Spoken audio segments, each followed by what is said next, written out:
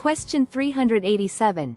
Regarding a land contract, during the period in which the vendee, purchaser, is still making installment payments and title has not yet been transferred, the vendor, owner, may A. Encumber the property with a mortgage after getting permission from the vendee, b.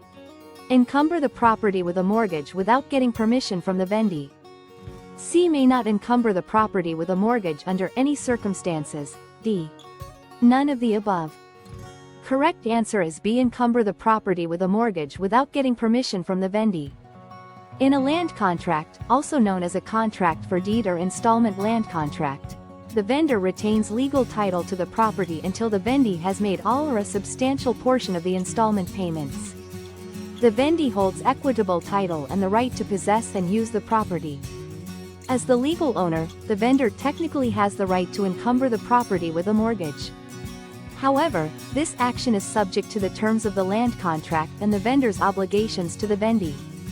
If a vendor mortgages property without the vendee's knowledge or consent, and this endangers the vendee's right to full title upon payment completion, e.g., through foreclosure, the vendor may be in breach of the land contract. This action can jeopardize the vendee's equitable interest in the property. The vendee could potentially sue the vendor for breach of contract and seek remedies such as specific performance, forcing the vendor to convey title, or damages. The specific terms of the land contract are crucial.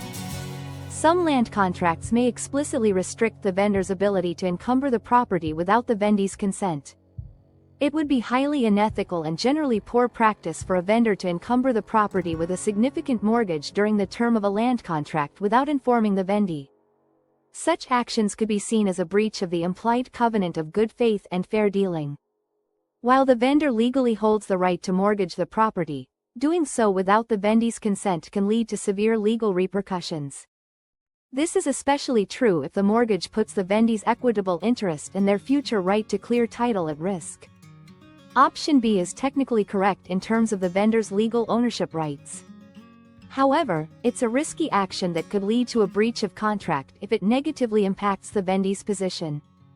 Option A is a much safer and more ethical approach for a vendor to take if they need to mortgage the property during a land contract.